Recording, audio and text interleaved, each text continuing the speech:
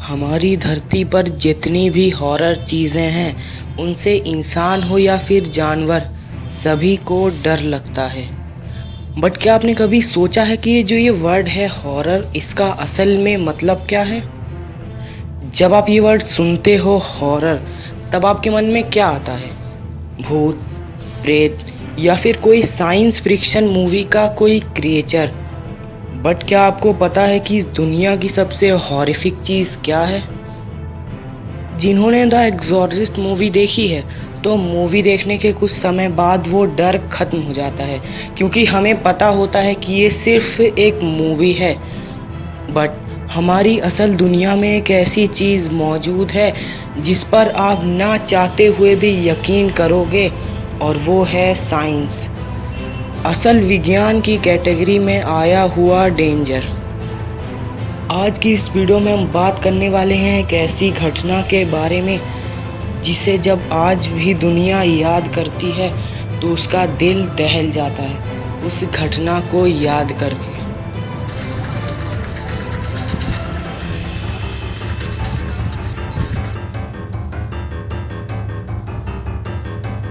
हमारे यूनिवर्स का हर एक जीव, हर एक एलिमेंट, सब कुछ एटम से बना है। हर एक एटम में एनर्जी होता है और इसी एनर्जी को आइडेंटिफाई करके इंसानों ने एटॉमिक एनर्जी को डिस्कवर किया, और इसी एनर्जी से काम करते हैं न्यूक्लियर पावर प्लांट्स। एक न्यूक्लियर पावर प्लांट्स में बहुत सारे रिएक्टर्स होते हैं, और उन रिएक्टर्स में एटॉमिक एनर्जी की मदद से हीट प्रोड्यूस होती है, जिसकी वजह से एक बड़ा टरबाइन घूमता है और उसी से बिजली बनती है। ये जो आप साइन देख रहे हो, ये है रेडियो एक्टिव साइन। जहाँ पर भी न्यूक्लियर एनर्जी से रिलेटेड चीज़ होती है वहाँ पर होता है रेडिएशन, जो कि इनविजिबल होता है। इसीलिए इन सब जगहों पर प्रिकॉशंस होते हैं और वर्कर्स के लिए स्पेशल कपड़े होते हैं ताकि किसी भी तरह की दुर्घटना ना हो, पर कभी कभी हादसे हो जाते हैं। चेरनोबिल यूक्रेन, जहां पर ये डिज़ास्टर हुआ था, उसके सामने एक प्रिप्यत नाम का बड़ा शहर था जिसकी पॉपुलेशन लगभग 50,000 थी। लेकिन एक रात में सब कुछ बदल गया, सिर्फ उस शहर के लिए ही नहीं बल्कि पूरी दुनिया के लिए।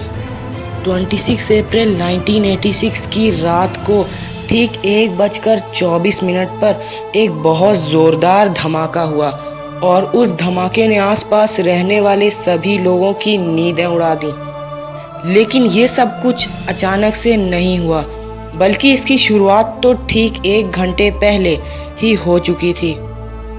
उस वक्त इमरजेंसी कोर कूलिंग फीचर्स के लिए सेफ्टी टेस्ट किया जा रहा था, जिसकी मदद से ऑपरेटर्स पावर फेलियर के दौरान रिएक्टर्स में होने वाले बदलाव का अभ्यास करना चाहते थे, और इसीलिए उन्होंने सारे सेफ्टी सिस्टम्स बंद कर दिए। और सबसे हैरान कर देने वाली बात तो ये थी कि कंट्रोल रॉड्स, जो कि ग्रेफाइट से बनी थी, वो न्यूक्लियर रिएक्शन में हो रहे फिजन के दौरान न्यूट्रॉन्स को सोखकर हाई एनर्जी बदलाव को नियंत्रित करने में मदद करते हैं। उस वक्त बहुत ही कम इलेक्ट्रिसिटी होने की वजह से फ्यूल रॉड्स अनबैलेंस्ड हो गए, और चौथे नंबर के रिएक्टर में अनकंट्रोल्ड रिएक्शन की वजह बन गए। इस एक्सीडेंट के बाद कुछ पानी लावा के समान गर्म पानी के भाप में भर गया और एक बहुत बड़ा स्ट्रीम एक्सप्लोजन हो गया, और ये एक्सप्लोजन इतना पावरफुल था कि रिएक्टर्स की ऊपरी छत पूरी तरह से डिस्ट्रॉय हो गई। जिस पल वो धमाका हुआ, 2 ऑपरेटर्स की तुरंत ही मौत हो गई, और जैसे जैसे दिन बीतते गए मरने वालों की संख्या बढ़ती चली गई, और न्यूक्लियर प्लांट में काम कर रहे सभी वर्कर्स और फायरमैन जो ब्लास्ट के बाद वहां आग बुझाने आए थे, सब रेडिएशन की चपेट में आ गए। विस्फोट ने हजारों ton TNT radio active material को हवा में छोड़ दिया, जिसकी रेडिएशन आग से होता हुआ हवा के साथ सभी दिशाओं में फैलता चला गया।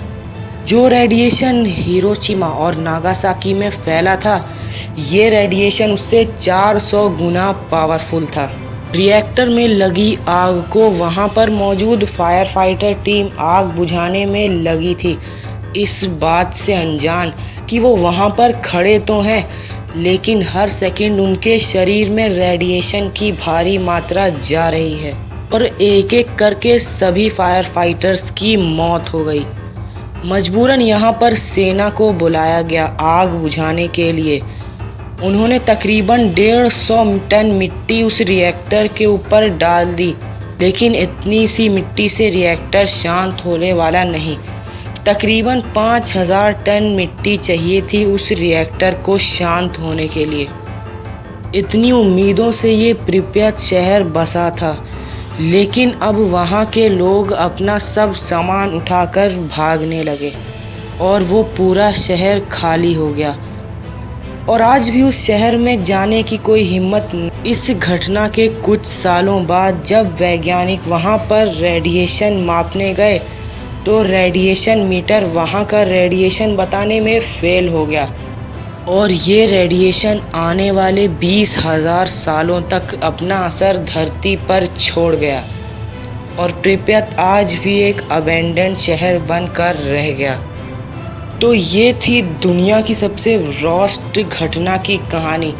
अगर आपको इस वीडियो में मज़ा आया तो इस वीडियो को लाइक कर दीजिएगा और अगर आप इस चैनल पे नए हैं तो चैनल को सब्सक्राइब करना मत भूलिएगा और साइड में उस बेल आइकन को भी ज़रूर दबा दिएगा।